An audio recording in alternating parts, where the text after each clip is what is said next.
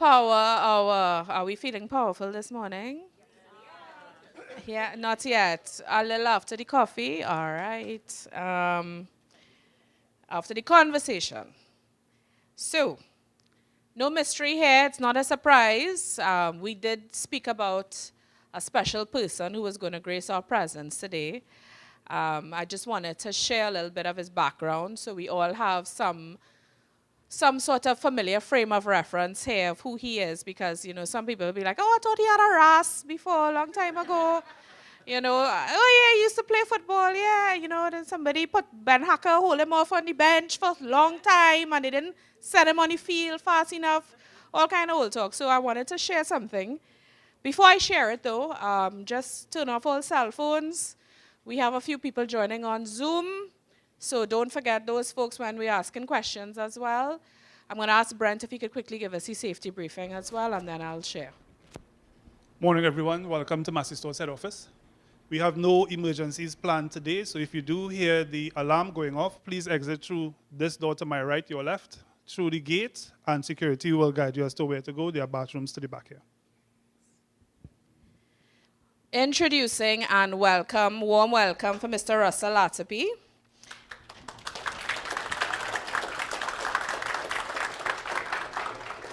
So I'm going to share a few words. Russell is a renowned former professional footballer and coach, celebrated for his exceptional skill, leadership, and deep understanding of high-performance environments. What were we going to hear about today?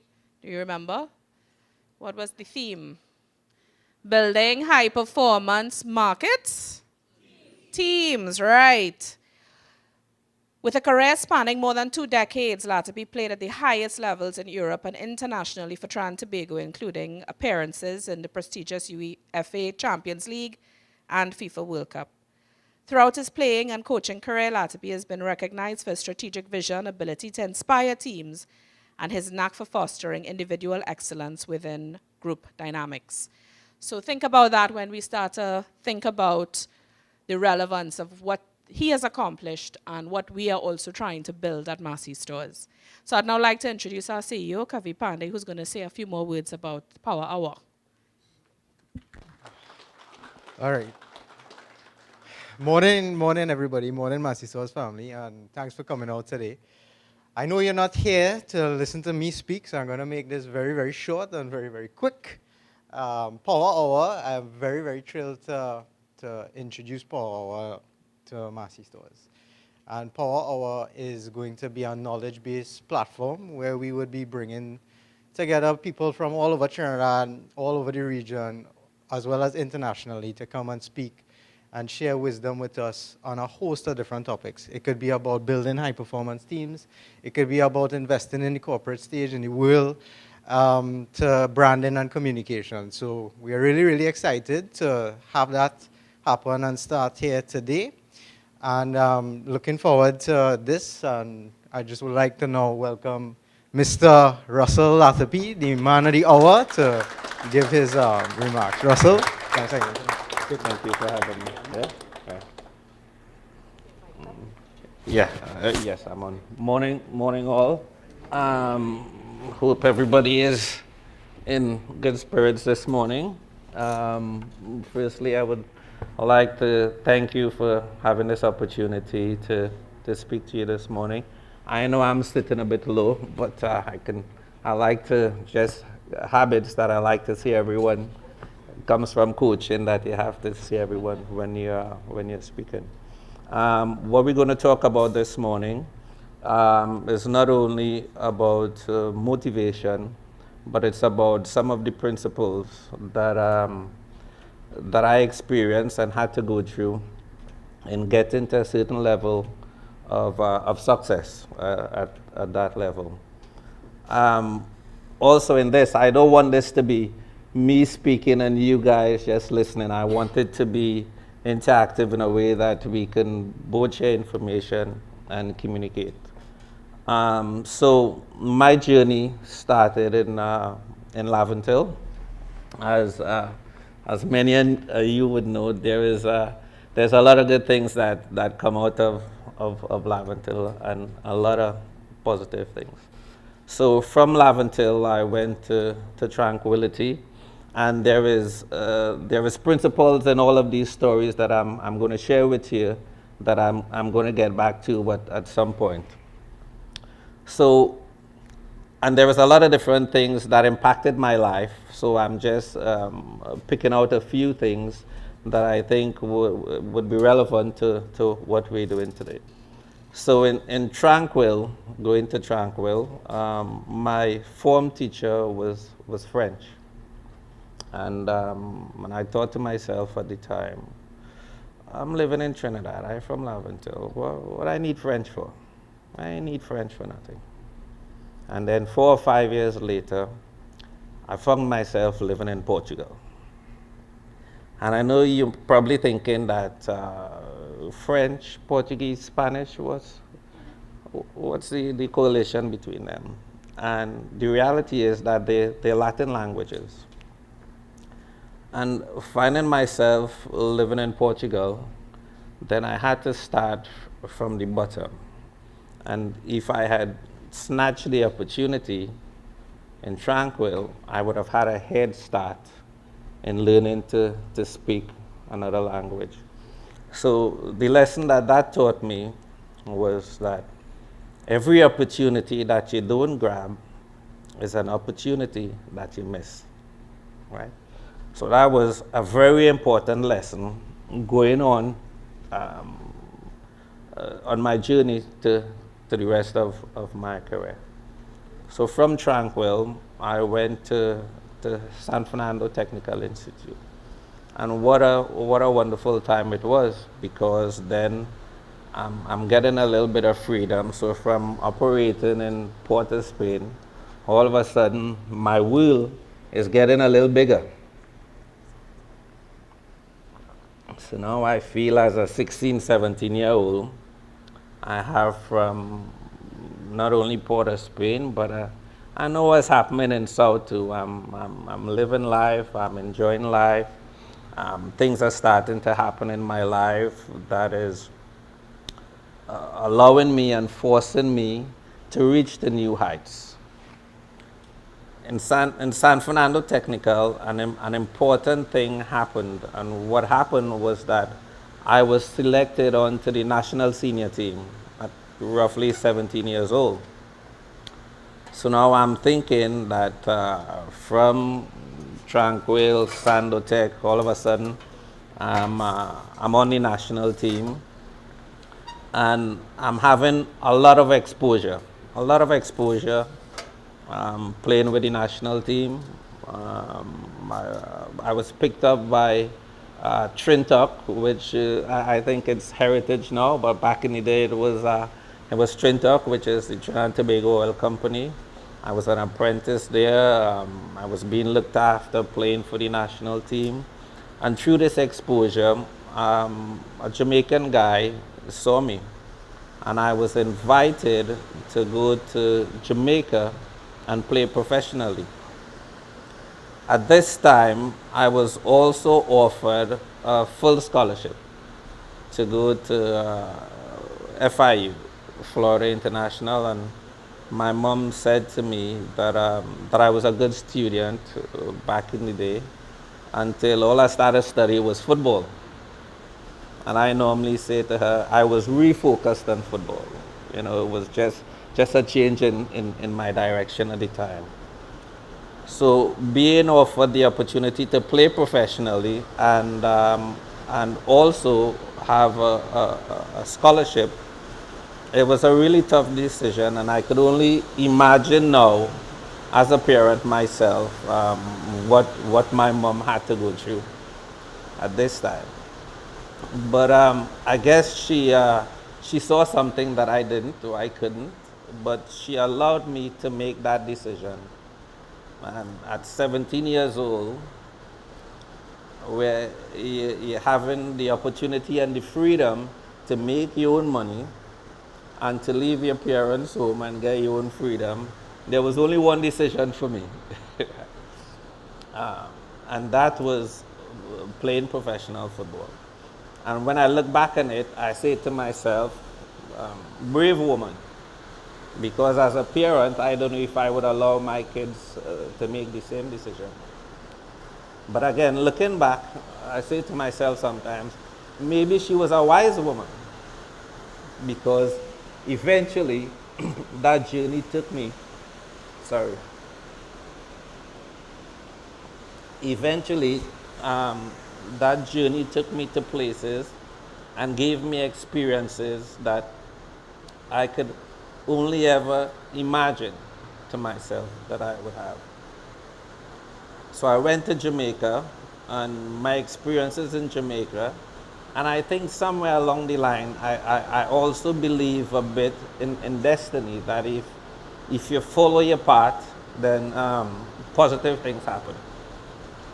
So it so happened that my coach in Jamaica is this, or was this, and still is, this famous Jamaican ex-footballer called Alan Skilcole.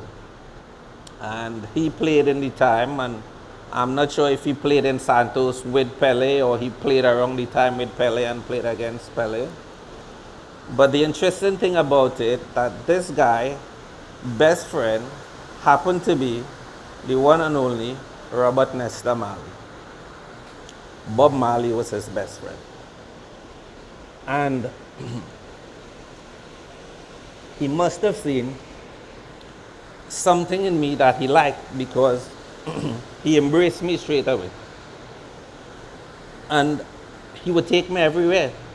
So it's funny, because we would be training, and at the time, coming from Trinidad, thinking that I'm already playing on the national team and I know what football is and all of that, he would ask us to do certain trainings and certain exercises and certain fitness drills and so forth.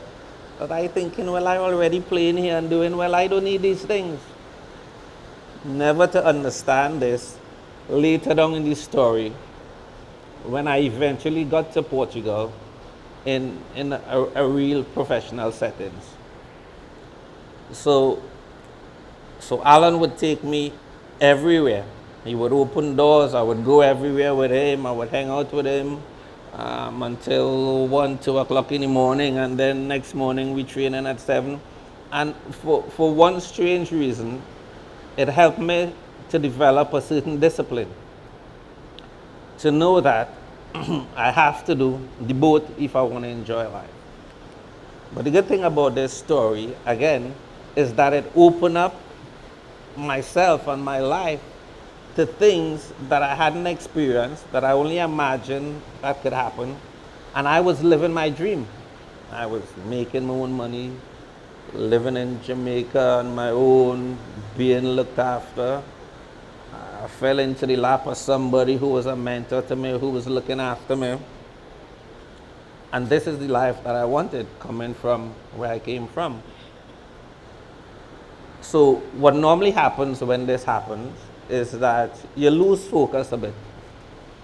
It is normal for young footballers, for young men, when you come from one place and you find yourself in another place, if you don't have the right guidance, you can get a bit lost as well.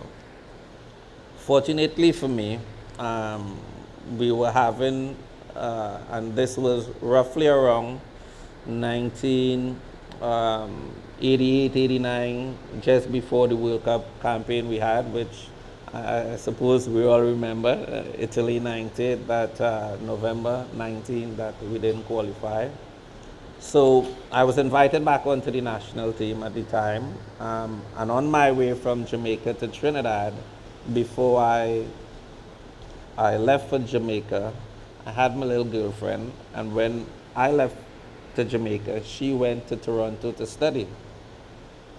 So I decided before I came home, I will go and visit her in Toronto, and while she's studying, I have a lot of friends there, and one of these friends, he was playing for a Portuguese team. So while she's studying in the day, I'm hanging out with my friends. We went to play football, and the owner of this team, he saw me play, and he said to me, give me a phone number and I'll get in contact with you, and I want to take you to Portugal. And I'm like, okay, all right, whatever. And I left him with my number. I came back home to represent the national team. Unfortunately, we never qualified for the World Cup. And about 4 or 5 months later, my phone rang. And it was this guy, and he said to me, well, I'm ready to take you to Portugal now. So went to Canada, I met him, and we eventually got to Portugal. Um, Now in Portugal, it was wonderful. Now I feel like I'm getting where I want to go. I'm playing in a European league. I'm playing for, which is fantastic. I couldn't have been any luckier. And I think there is an element of luck as well. But I think that if you work hard enough, then you're prepared when these opportunities come along. So he took me to a team called Académica de Coimbra. And Coimbra is a city which is kind of situated in the middle of Lisbon and Porto. And the fortunate thing for me at the time was in Coimbra, they have one of the oldest universities in Portugal and Europe by extension. So we have 100,000 students, and I suppose pretty much all of them speaks English. So this is making my journey now a lot easier into learning the language. And again, with my newfound freedom, having 100,000 students and me being at that age, in some weird way, I felt as though I didn't really miss out on university life, maybe just the studying, right? So then it comes back to the situation that I mentioned before with my French teacher. So I'm in Portugal now, and I have to learn a whole new language. And on that journey of learning to speak Portuguese, which I am bilingual, I speak fluent Portuguese. It took me about 2.5, 3 years to be fluent in Portuguese. But before I got there, then this is where the trust issue comes in. So I'm dependent on this football agent to really take control of my life, because I'm sitting down with the president of a club, I'm sitting down with my agent, and they having a full-blown conversation that I don't have a clue what they're talking about. So I could be asking for 10 and he could be asking for 50. We never know, right? So that is where the trust is used. So it really teaches you at that point in my life, the principle was really trusting, because I had to trust this particular guy to really take me into to where I wanted to go. And this is a guy who, remember, I met briefly maybe 6 months ago, who I don't know anything about. And we know back in the day as well, in terms of FIFA regulations, there were no regulations whatsoever on football agents. You know, I think, and just to throw this into the story so we could understand the context of everything. So I think that the normal rate for a football agent now would be somewhere around 5%. Right? So back in the day, I was paying my agent back in the day. I was paying him 20% in the first 3 years and 25% in the last 3. So I was pretty much working for this guy. So our deal was 6 years, and once that deal ran out, then we shook hands and we never did business again, because, and again, these are some of the principles that we would get into as well, and that is where I think that intelligence comes in. So firstly, I had to grab the opportunity to try and get to where I wanted to go. Secondly, I know that at some level I was being exploited, but the intelligence was the 75 and 80% that I was getting in Portugal at the day was more than the 100% I was getting here at home.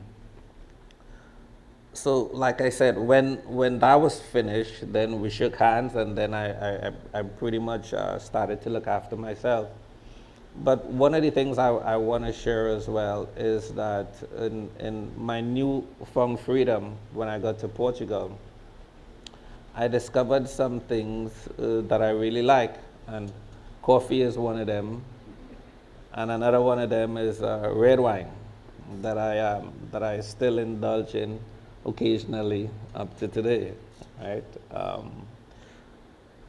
And again, it comes back to the situation for me that I started to enjoy life so much that when I left academica, who I thought I was pretty much a big fish in a small pond, and then I was lucky enough to go to Porto, and once I got to Porto, you realize that this is a team that is on a different level. Um, and you look around the dressing room and you're seeing boys and they having things and they carrying themselves in the way that you think, you imagine yourself, that you see yourself wanting to have these things, you see yourself wanting to have these behaviors. So a lot of things in terms of that part of my life had to change. I had to change my behaviors and my attitude and be intelligent to achieve what I wanted to achieve. So Porto was just such a big part of my life and my development, because playing here and playing in Jamaica and playing for the national team, I was always a starting player. I was always a very impactful player. But then once I got to Porto, I realized that if I had to play in this team, then I had to work really hard. I had to change behaviors. I had to change the way I ate. I had to change the way I slept. There was a completely different thing. And I looked around and I said, technically, I'm better than maybe half of these players here. So why am I not playing? Until I realized that it wasn't an individual situation. It is a team game. It's a team sport. So I had to change the way I played. So at home here, as I said, I was always a number 10, which is offensive midfielder. I'm not too worried about defending and that sort of stuff. Give me the ball and let me try to make it happen was kind of the way that I played here. And then once I got to Porto, I realized that that wasn't good enough. So I had to develop myself and my game in a different way and become a better player defensively, which made me a better player all round, which made me a more useful player for my team. And again, I was fortunate, and I consider myself very fortunate, because I was able at Porto to work with, I think, one of the best coaches that I ever coached in the game of football. That is Sir Bobby Robson. You know, and it's just some weird little stories that I would tell in between. You know, and Bobby, we would be looking at the game and he would take off the player who we thought was the best individual player in the field. And then the player he brings on, he comes and he scores and we win the game. And then you go, the old man lucky, man. The old man lucky. But then when it happened 10 times for the season, you know, straight away, it's not luck. It's experience, it's understanding, it's knowledge, right? So it was a big lesson for me, Porto, that I understood. It gave me a greater understanding of teamwork, you know. And once we are in a setting that we need others, there is some very important factors that we need. We need to trust, and that is exactly what happened at the time for me at Porto. That after this situation, I put my trust totally in the strategy, which is the same things that happens in companies, that we have to follow the leaders. We have to believe in whatever strategy that is laid out for us. And we have to do our best once we believe in this strategy to take it forward. So I was fortunate again, like I said, that I was able to win 2 league championships in Portugal. In saying that, at that time, Porto won 5 in a row, and I was part of the first 2 that won it. And it was just such a fantastic experience for me. From Porto, I moved on to Scotland. And you know, there was a lot of things in between there that we would eventually talk about, or could eventually talk about. But you know, there is so much different phases in my career. I'm just trying to pull out some of the things that I think is relevant to what we're doing here today and talk about. So from Porto, I moved on to Scotland. I went to Scotland.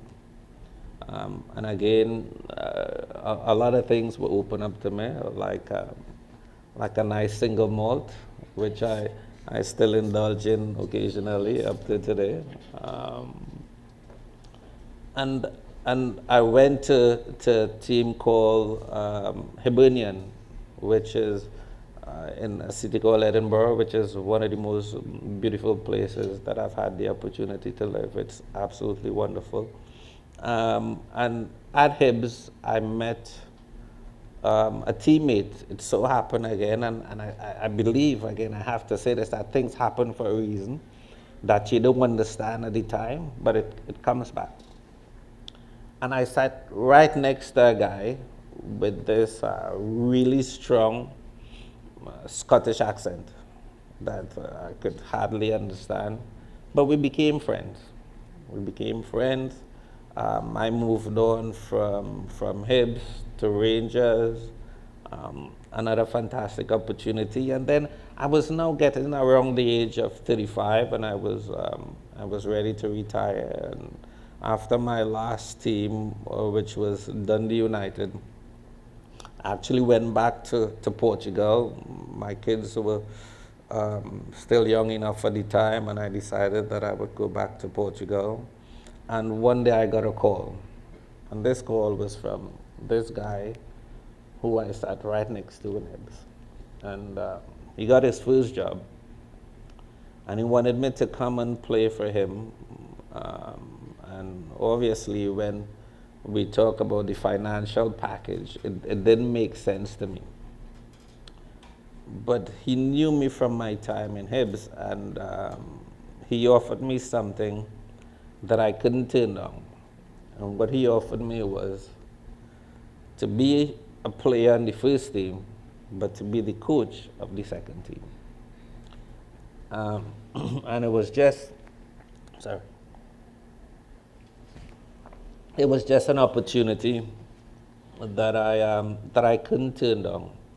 I mean, again, and everything comes into each other.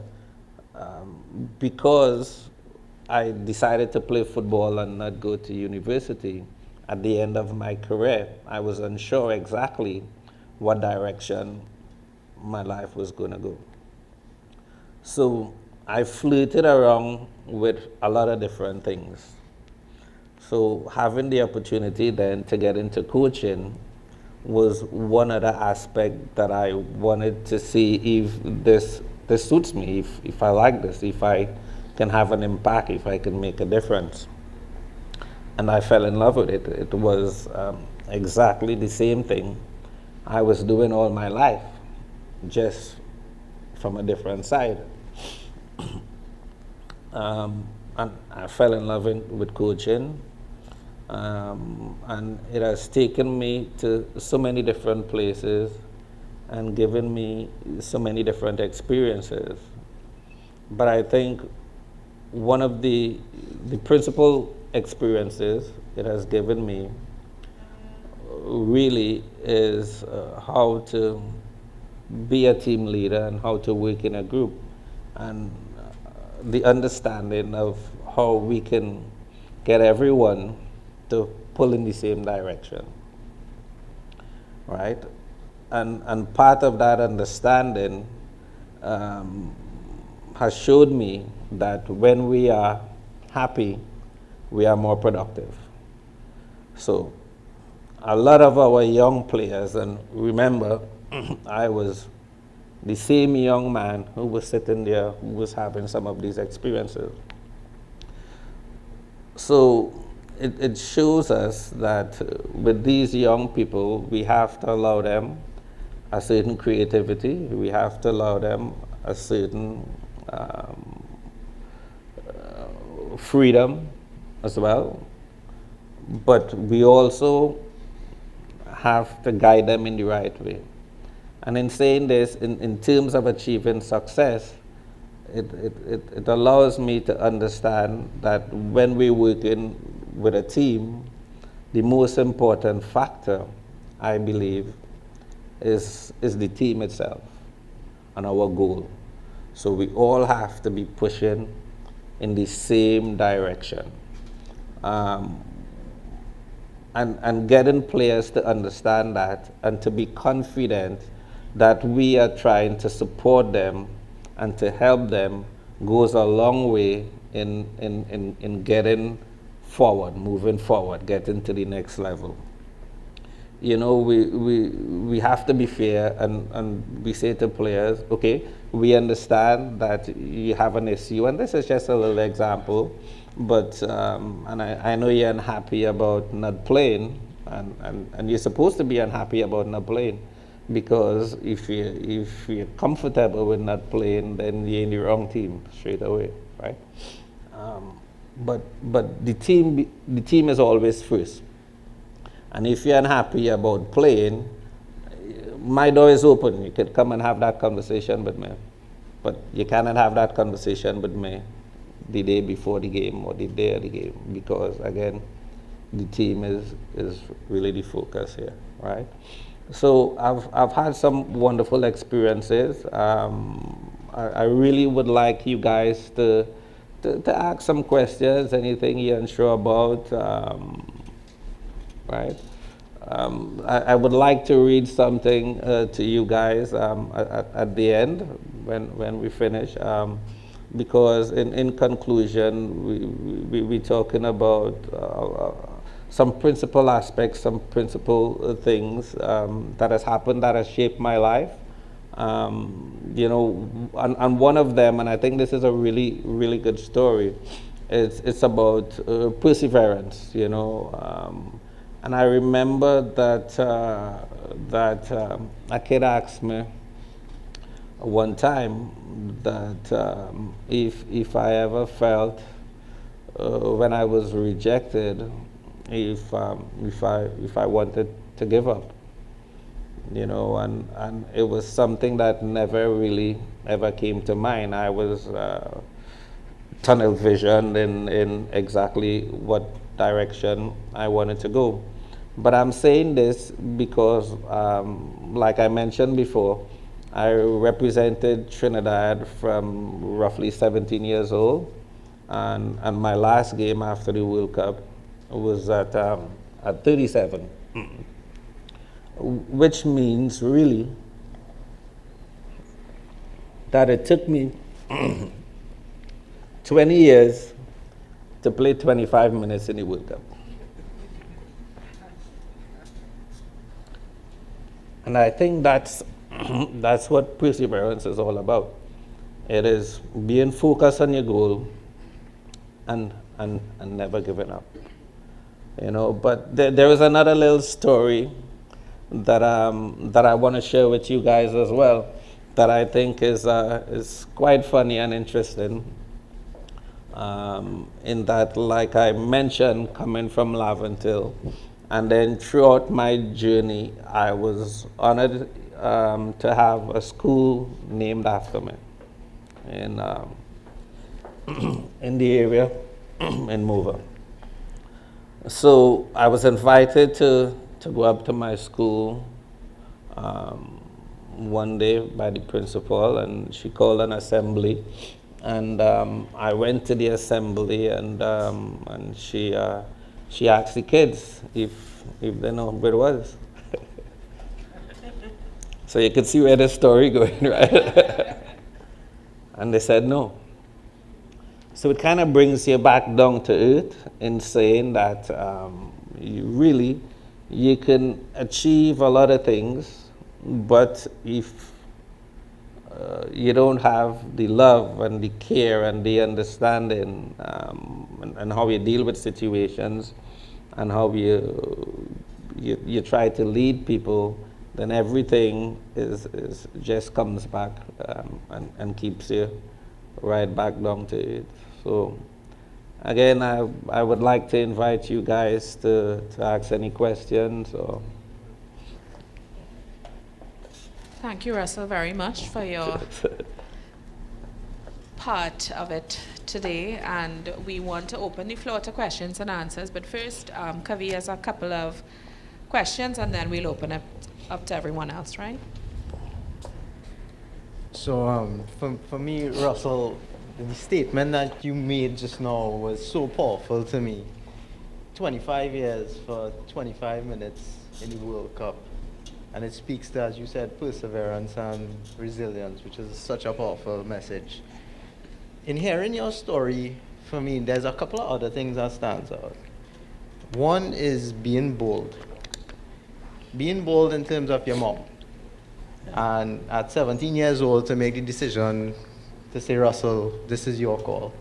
Do you want to go to FIU or do you want to be a professional footballer? We were having a chat before where even you now as a parent, you might not make that decision. And I think, fortune favors the brave is something that we have heard before. So I just wanted to highlight that being bold is such an important thing in life and if you want to achieve success. Another thing for me that stood out was discipline. When you went to Porto, you realized you had to raise your levels.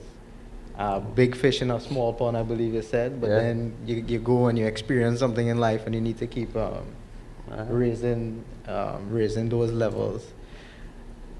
One thing that I wanted to ask you before we get to the scripted questions would be, the guy that you met in Jamaica, I can't remember his name, but it seemed to me that he was a mentor to you. Yes. Could you tell us a bit about the importance of mentorship, even at a young age, or older age? How valuable is it to have mentors in life? Yeah, I think that it definitely shapes you and points the direction for you, whichever way that could be. It can be in a positive way or it could be in a negative way. I think, fortunately for me, this guy, Alan Cole is his name, he, in terms of football, his knowledge of the game and the experience that he had at the time was exactly what I needed at the time. In saying that, there would the other side of it, which was that he opened other doors that I could see life in a different way and enjoy life in a different way, right? So it comes down to, I believe, finding the balance, because I wanted to experience some of the things that I experienced with him. I mean, as a young guy, if that's Bob Marley's best friend, and he wants to take you to Reggae Sun Splash. I mean, who's gonna say no to that, right? Now, at Reggae Sun Splash, there's the reggae, but there's alcohol, and there's this, and there's that. So I think it's finding the right balance, really, with wanting to enjoy and experience things in life, but maintaining that focus that, this is what have me here in the first place, and this is what I need to continue to do if I need to get to the next level. Good. And what about trust? Trust is something that I heard you speak about, and you say when we look at the parallels between high-level sport and business, one of the things you spoke about was trust, and trust in a plan and in a strategy that is laid out, and you have to do your part. Could you elaborate a bit on how to trust in a plan, even if there's skepticism sometimes? Yeah. So if you allow me to, I'll answer this like in football terms as a coach. So one of the things that happens when we go into a new team is that we look at the strengths and the weaknesses of the team, right? And then you try to make changes here. So with these changes that you're making, you really need the trust of all the players. And they have to trust each other as well. So we have to set out a strategy, a plan. Okay, this is our strengths, this is our weaknesses. We don't have a skillful striker, but we have a big one. So the plan is to play the ball in the air, because that is what we're strong at, right? So we need to get all the players to buy into that style of play, that philosophy, however. And the only way we can succeed is if we all trust in the same thing. Now, one of the things that happens in football a lot, and this is where the big trust issue happens, is that we have individual players, and his father in the stand telling him, well, you ain't playing good today because you only touched the ball twice. But now in reality, based on the strategy of the game, he might only touch it twice because he might be playing on the left side, and the next team, their strong side is the right side, right? So we need these type of players to really trust that we have 38 games a season or 40 games, and today mightn't be the day that you have in the ball, but you know what? Next week you might have it. Make use of it when you get it. So that is where, if we create it to football terms, if we don't trust each other, then obviously we get disjointed. And then everybody does their own thing, and once that happens, it's chaos straight away. And to build trust, it sounds like an easy thing, but it could be a hard thing. For me, the thing that comes to mind is to communicate and to over-communicate in terms of building trust. Would you say that as a good technique, or would you say there have other techniques to help build trust? Absolutely. So again, what we've learned and experienced in football is that we understand that people learn in different ways. So I'm a big fan of communication. I could talk forever. I've just always been that way. But what I realized in coaching, I can explain some things to players and they grasp it. They have it. They can run with it. And then other players, we understand that it takes a bit longer. It's a bit more complicated. So we hold them by the hand and we walk through it, right? But I also believe that's a form of communication, right? It's understanding what is the best way that you can get the best out of the players that is at your disposal. Great. Now I probably ate up my couple of questions I had, so I may skip some of these. So this would be, these two questions are perfect to what we just spoke about, right? What are the best practices for promoting transparent communication and handling conflicts within a team? Again, I think for us, communication is an open door for us. You know, we understand that there is a lot of issues with young players that affects their performances. So that line of communication, going from the playing staff to the coaching staff, is always open. day and night, anytime, right? I've had experiences where you pick a team for the game tomorrow. You did all the work and the field, your preparation, your homework, and then something happens in the person's private life. Brother ill, whatever the case might be, and everything changes there, right? So I think once they have the trust, and it comes back to trust, that they can come to us and be discreet with whatever the issue would be, but they believe that we trying to help them and trying to improve whatever we're doing, that certainly goes a long way for us. I think you have been definitely in many big dressing rooms, big players, big egos. They must have had some fights behind the scenes.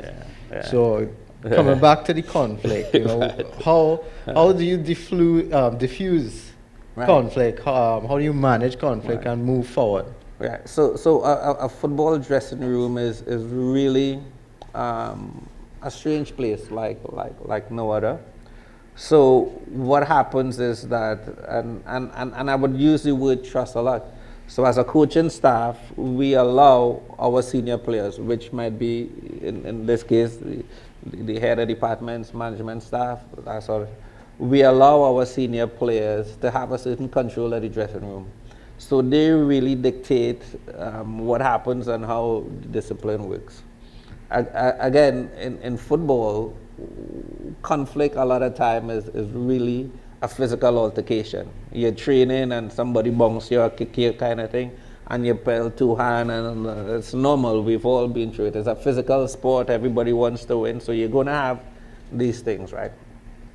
Normally when this happens, we separate the two players. You go over there, you go over there, take 5, take 10, and then we get them back on, and at the end, normally they shake hands and they apologize to each other, and we move on.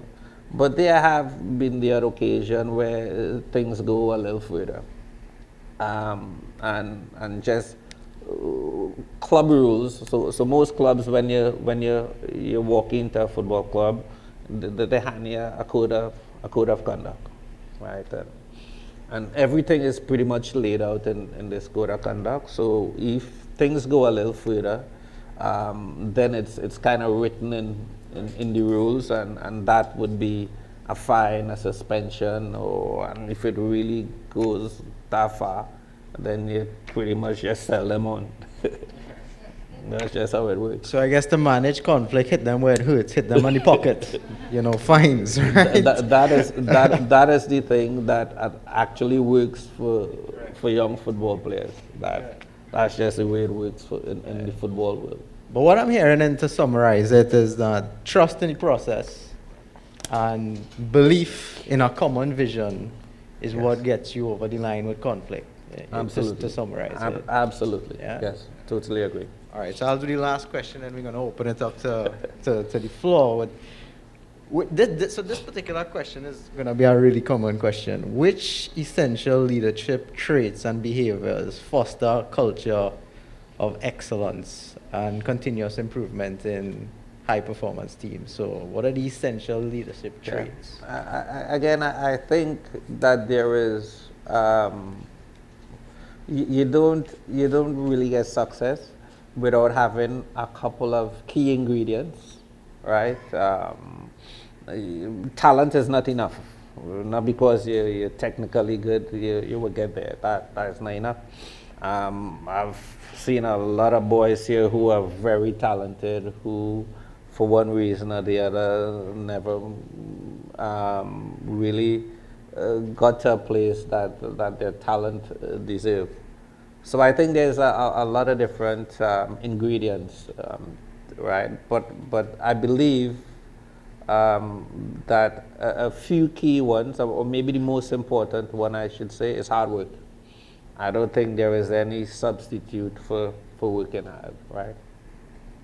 I also think that a key ingredient is intelligence, because you can work hard but not smart, which gives yourself, you're working twice as hard, but again, the productivity that you deserve to get, right?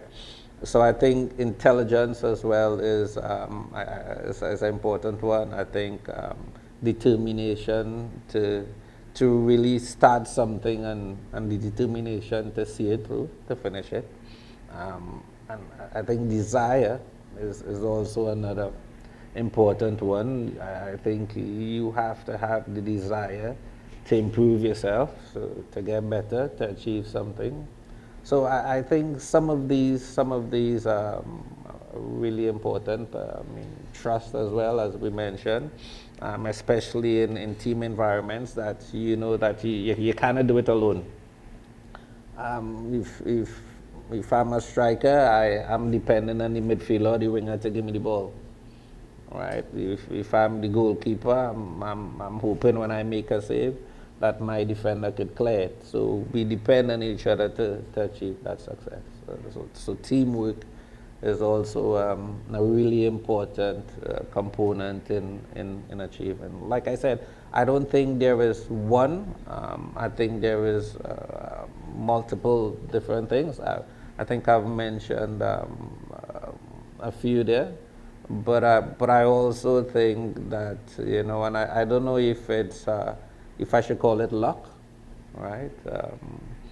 But I think you need to be in the right place at the right time. So when the right opportunity comes along, you're there and you're present, and you can grab it. And I think you had to pray. I believe that, you know, that we had to believe in the Father and we had to pray. That's important and powerful, and I think the harder you work, the luckier you get, right? Yeah. So luck could actually be created, I think, is the point. If I can say, I could remember a quote that goes that luck is disguised as hard work, because when the opportunity comes, then you can grab it with both hands. Fantastic, thanks. So I think we're going to pass the opportunity now to the audience to ask their questions. And remember, we also have some people online, so I would need some help with if we have any online questions there. But anybody want to start with any audience questions? I seen a hand up. I seen a couple of hands up already. Yeah. Who's going to pass the mic? We have multiple. I have a question. Okay. So lovely to have you, Russell. Thank you very much. I actually have a nephew that plays professional soccer at PSV, and a former brother-in-law who played with the Soccer Warriors. So I'm familiar with the pressures of representing a country. You mind if I ask you who is your brother-in-law? Scott Seeley. Okay. Yeah. Right. So what I want to ask is, I vividly remember the strike squad days, right, and the high pressures that came with that. How did you, as a young player, cope with your feelings at the time, and how did you help your teammates cope with that as well? What were those vulnerable conversations like? Yeah. Again, to me, it comes back, and I was 18 or 19-year-old at this time. And it still happens even today. And I think when you're passionate about things, there is always a lot of butterflies because you want to do so well. So in saying that, I think before the game, you're always a bit nervous, you're always a bit of butterflies, but it comes back to me in trusting in the strategy and the work you have done in preparing for this strategy. So, I mean, you get on the field and you're nervous, and then you take your first touch and you play your first pass and you go, well, okay, that's what we did in training. And then all the butterflies go away, because now you know that I'm not working by guess here. I know what I'm actually doing. This is a plan, this is a strategy, we work on this. If I trust in what we worked on, then we definitely have a chance.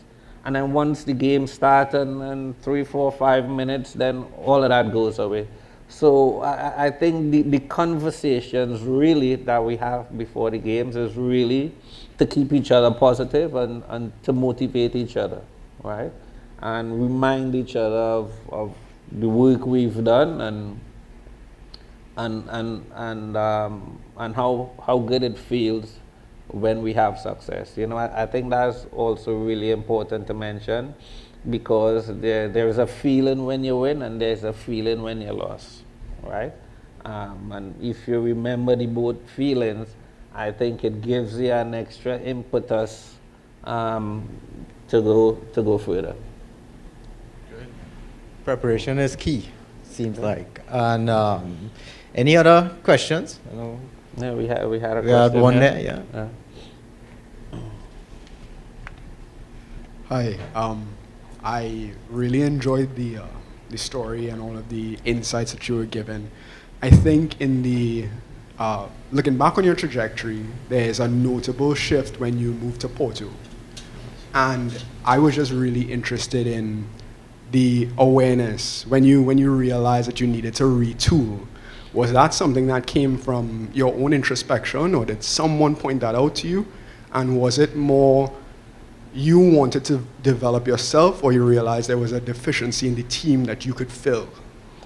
I think really was pretty much my own desires, my own determination, my own wants. Like I mentioned, all the other teams that I played for, it was pretty much number 10 on my back and me and any other 10 players.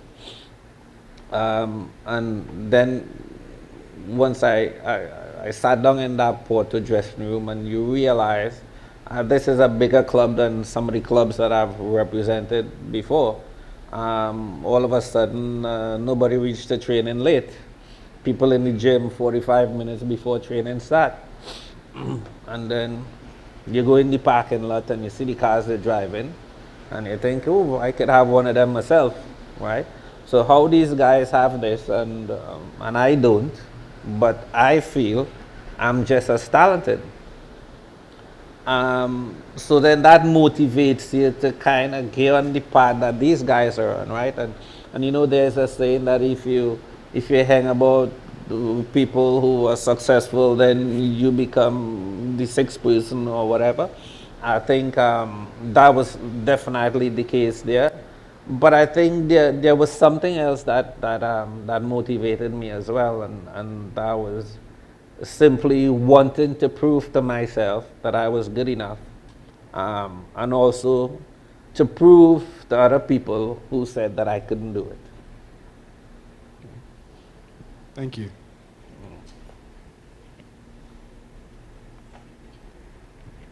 Hi, Russell. Thanks for being here. Cheers. You played in Trinidad, you were in the US, and then you went to Portugal. Yeah, so Trinidad, Jamaica, Portugal. Right. How did, after seeing Porto and how they operated there, how did that, if it did, I'm sure it did, but how did it change your perspective on Trinidad's football after seeing Porto? Yeah. Again, it's a conversation that I've had so many times over the years. I think one of the biggest differences that I can still see is really the support that organizations like Porto, the type of support that they give to their athletes. You know, I think there is a clear pathway that if players are talented, they go from here to here to here to here. And we understand everybody has their level. So there's players who are going to play in the Champions League and the World Cup, and there's players who are going to play their whole careers in the second and the first division, and that's just how football works. But I know that here our athletes, we don't have the support that I think some of the talent deserves, right? And I think that is just the major factor. I think here what happens is when an individual make all these sacrifices and he gets to a certain place, then I think everybody jumps on and wants to give him that support. But I believe that when some of these talented athletes, when they need the most support, is really in the formative years, that is going to make a difference in them achieving their potential, one, but also in the longevity of their careers, right? So I think that is one of the major differences. Is it impossible for us to get there, to get to that level? No, I don't think so. I think again we are a population of 1.3 or 1.4 million people. We have about 10 different disciplines that we have a lot of talented people. I would think that if we can combine the national support or the government support along with the private sector, I think that would definitely make a difference. But we need to have a pathway for young players. I think what happens is everybody kind of just go on their own and try to figure it out. So if you're doing well and your mom or dad or auntie in the States and they know somebody and we can get you through that kind of way, and if you're good enough, you make it. I think that is kind of where we are still. And I think what we need is we need to have some sort of elite pathway. So the ones who are really good, I don't know if the answer might be a national training center for multiple sports where we hire specialist people, strength and conditioning coaches, or whatever the case might be, to look at the individual needs of players. So, and I'm saying this also because I've had a lot of shortcomings. So one of the things that I had was I had a lot of great balance, but I was weak in certain areas that I needed strengthening. So it's only when I really go out there and they can see my deficiencies that I was able to work on some of these things. Otherwise, I would always have little niggling injuries here and there. So maybe the answer would be if we have maybe an elite center where we can have specialists that look after all the athletes. I think that could possibly be one of the answers. I think that's an interesting topic for me. You know, in Trinidad, we have heard many times about diversification, and we, as an economy, we need to diversify from oil and gas. And diversification could come in the form of sport, because there's the business of sport. Absolutely. And when we talk about exporting culture, whether it be on soca, carnival, but sport is a big one, and I think you make such a good point about combining resources from government and private sector to be able to do something there, because I think it could provide a lot of opportunity. One of the big Caribbean countries that comes to mind when we talk about this is Jamaica, and look at what Jamaica has done in terms of track and field. We talk about track. Yeah. The biggest global star in the world in track is Usain Bolt, and you know, I know we have a lot going on in Trinidad, but how could we combine resources to focus? Right. To really diversify in different ways is such an interesting conversation. And what happens abroad, and I think Porto is a fantastic example. So it is called Football Club de Porto, but there is every sporting discipline in Football Club de Porto. So you might be a handball player that represents Football Club de Porto. So what happens is all these athletes have one big center and the same set of doctors, same set of specialists, strength and conditioning coach. Doesn't matter, and the only difference is the time slots. So football might go early morning, we might get handball in the night, you'll get basketball in the evening, but everybody operates under the same guidelines. We have some online questions. Yeah.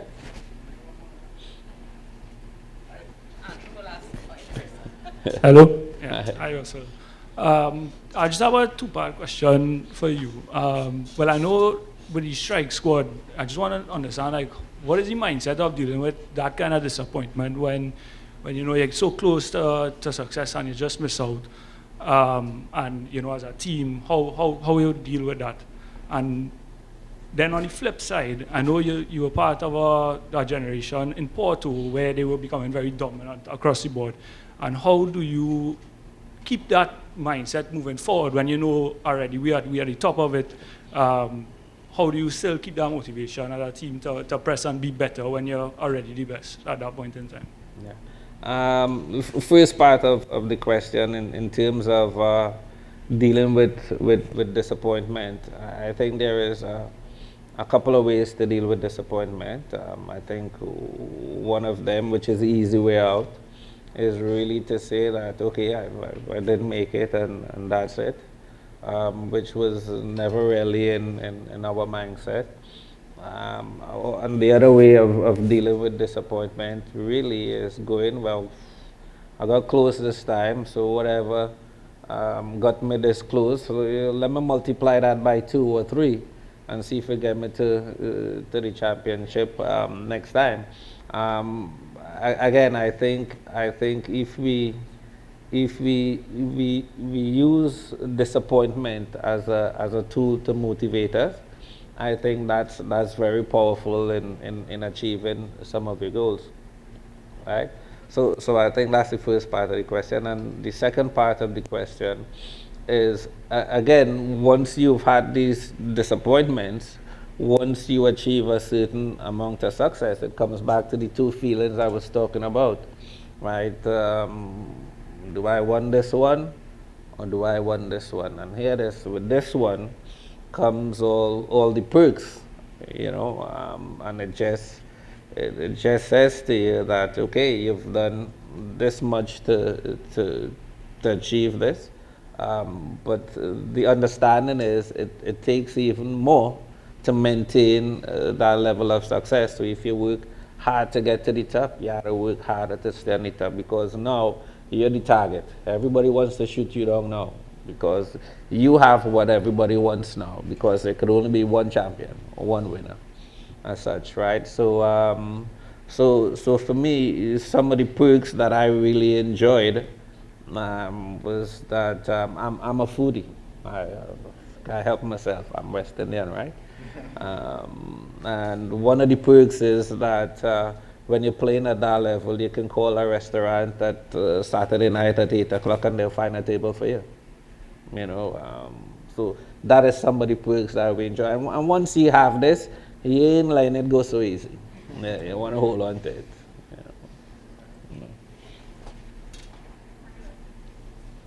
Hi, Russell. So I have a couple of questions coming in online.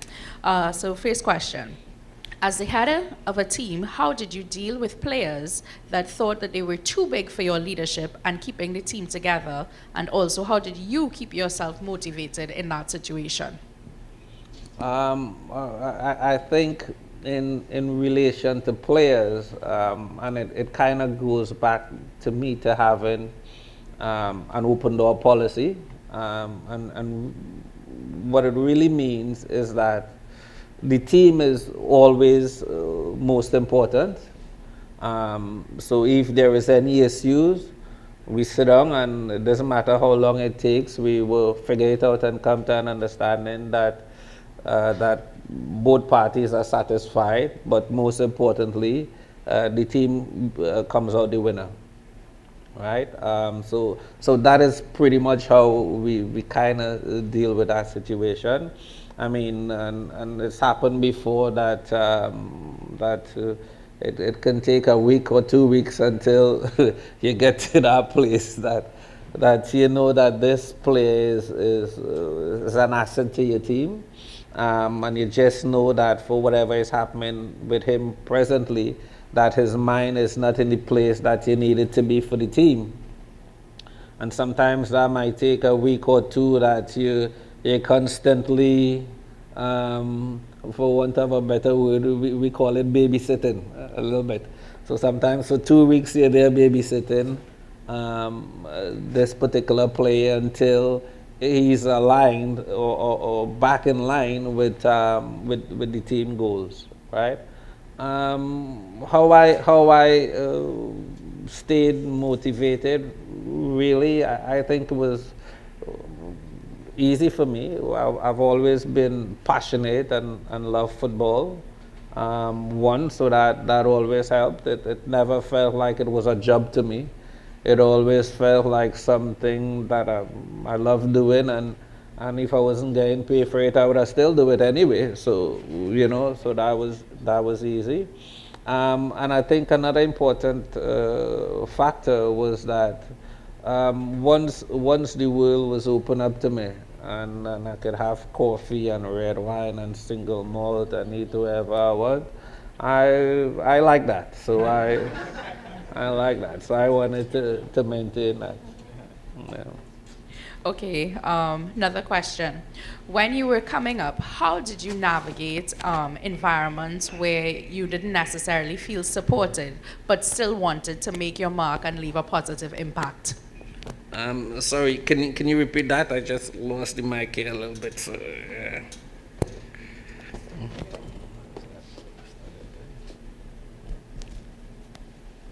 Thank you. Okay. Yeah. Yeah. Okay, so the question was, when you were coming up, how did you navigate an environment where you didn't necessarily feel supported, but still wanted to make your mark and leave a positive impact? I think it's normal, and it's just I think West Indian culture and our culture by extension, that you always have a lot of people who would push against whatever you try. And I don't want to say negative, because I have used that energy to propel me forward. I think one of the worst things is that if somebody said to me that I can't do it, that was, and I think my mom understood that pretty well, because she would kind of challenge me in a certain way, and then I didn't understand it at the time, but she would kind of make me do what she wanted to do based on my attitude. She well, he's stubborn, so tell him he can't do it, and then I would do it. You know what I mean? But I think in terms of having a positive impact, for me, that was just going to places and doing things that I didn't have examples. And we were speaking about it before a bit, and that's like, for me, playing in the Champions League. Back in the day, there wasn't, and saying that the Champions League started around that time, maybe a couple of years before, there wasn't many West Indian really who played in the Champions League. So for me, that was a motivating factor, that I could actually, I'm playing in a team that is playing in this competition to begin with. So I was fantastic. Now that's not enough. Now I want to play in that competition. So, and I think by just following my dreams, I think that was able to leave a positive impact on the ones who were coming behind. Okay, thank you so much for that. I have two more for you. The next one is, how have you, over the course of your career, managed, dealt with burnout, and what strategies did you deploy to help you deviate from becoming complacent and refocus? Yeah.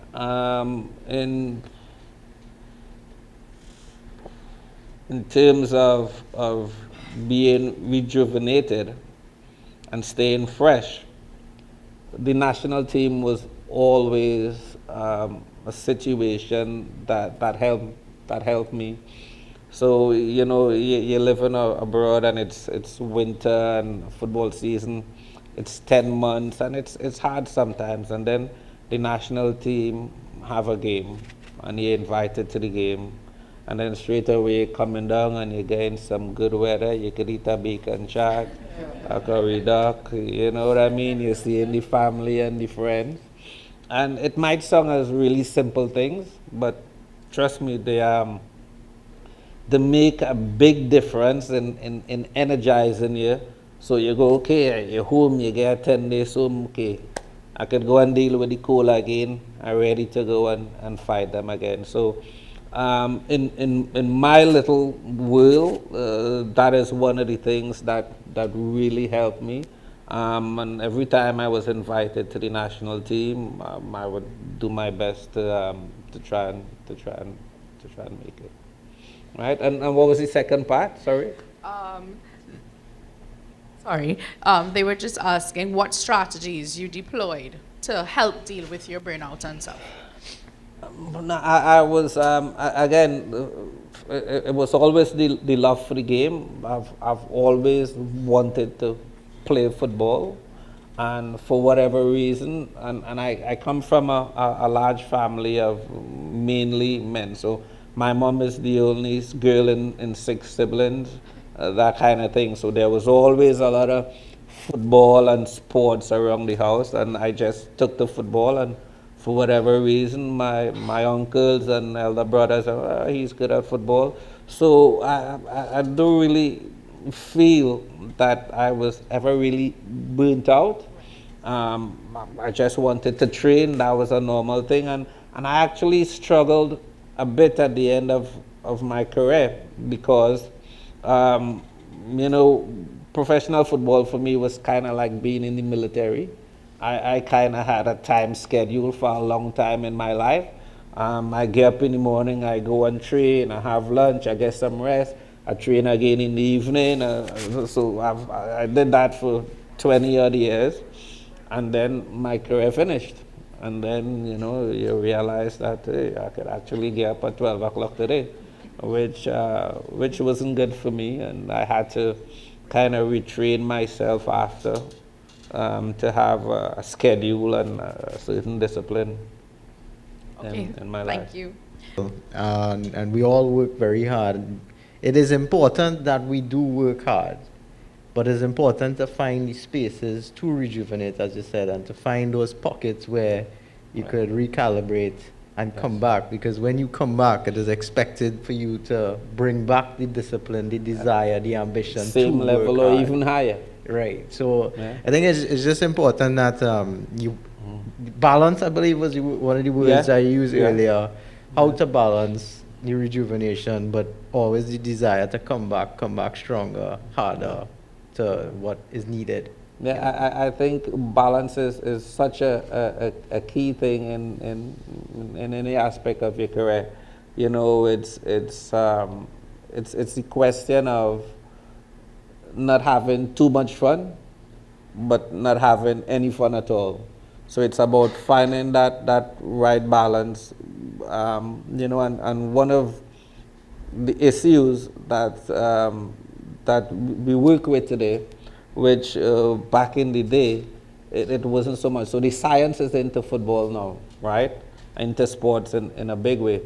So back in the day for us, rest wasn't such an essential part of the way we did things. Okay, everybody need the rest and blah, blah, blah, but it wasn't part of the way we prepare the team, you know. So now there is, you know, and if we get a little technical about football now, is we know exactly how much kilometers that we have in the boys doing the weekend training leading up to the game, and how much kilometers we have them doing before the day of the game, and what is the expectations that we getting from them in terms of the workload on the game itself, right? So, and it's kind of, and if we can add this into the knowledge, it gives us a little better idea of kind of, and I don't want to use the word predicting the result, but lifting the percentages of success. So for example, we expect our midfielders to do between 11 and 13 Ks a game. So we know that the day before the game, we only allowing them to do 5.5, right?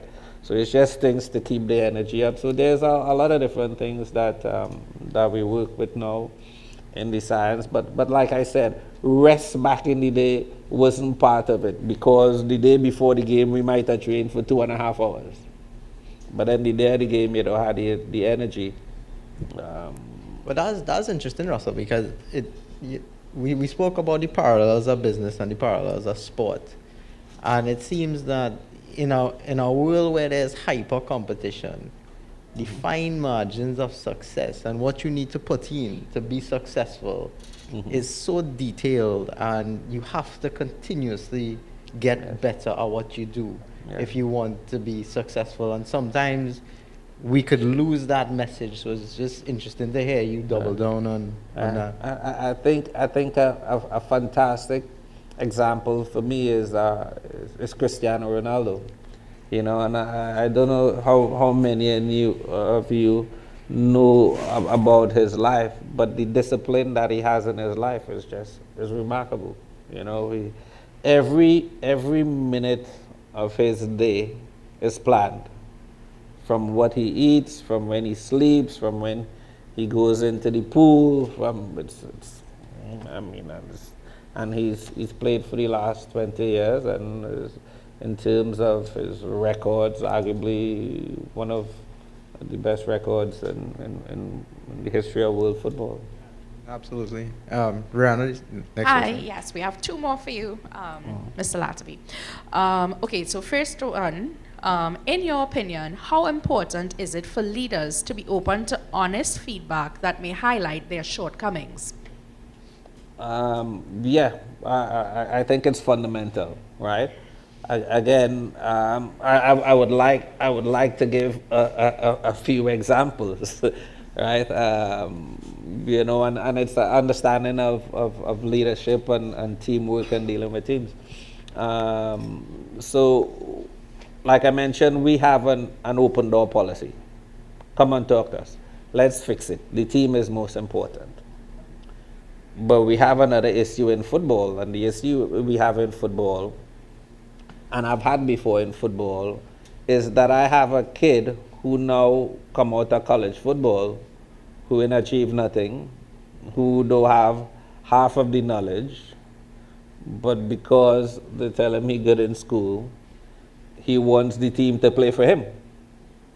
Now that is a bit of issue with leadership, because then I have to get this player to understand that the team is most important, but I also understand that this player is an asset to my team. So it's about finding a way that, like I said, everybody is comfortable and satisfied, because really sometimes you don't be happy, because sometimes you want to tell him, well, go home and take 2 weeks and come back when you think about it better, but then who suffers is the team. So really we have to find a way to remind him that the strategy and the tactics that we agreed upon at the beginning, this is it.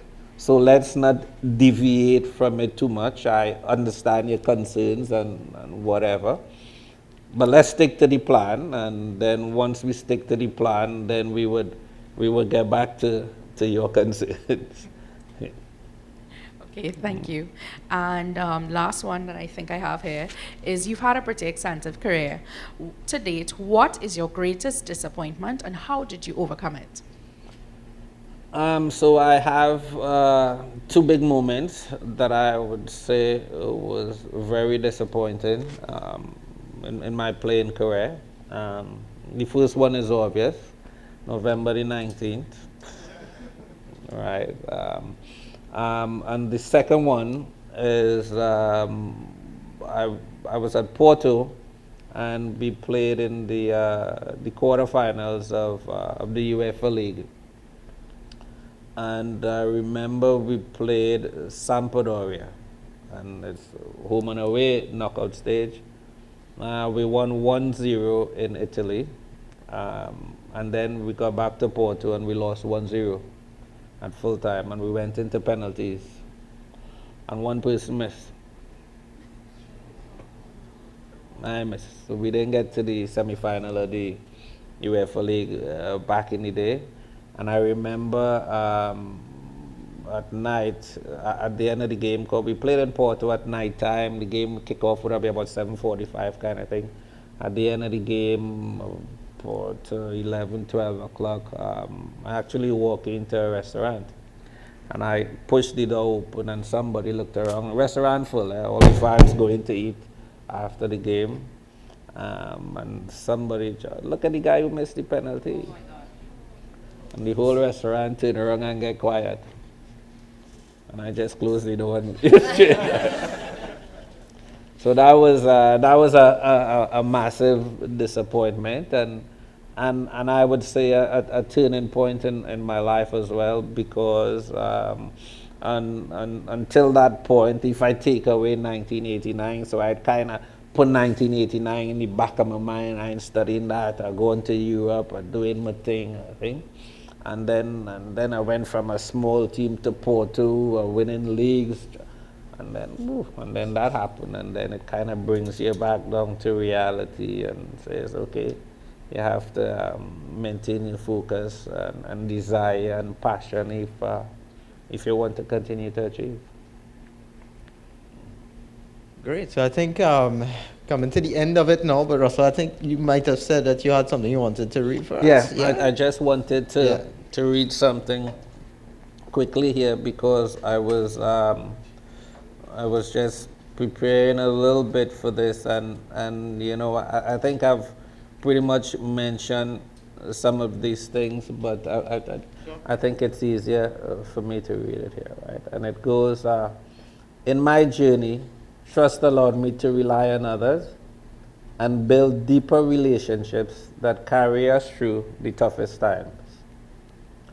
Perseverance gave me the strength to keep going when success felt out of reach, knowing that every ounce of effort would eventually pay off. Teamwork ensured that no goal was too big, because with the right people by my side, we could conquer anything. Sacrifice, the willingness to put the team's needs before my own, has always proven to be the path to shared success.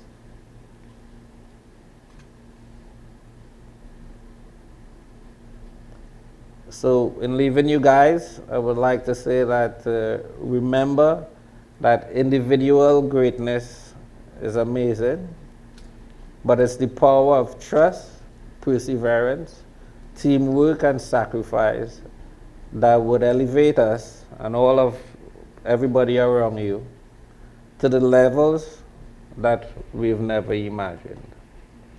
Okay.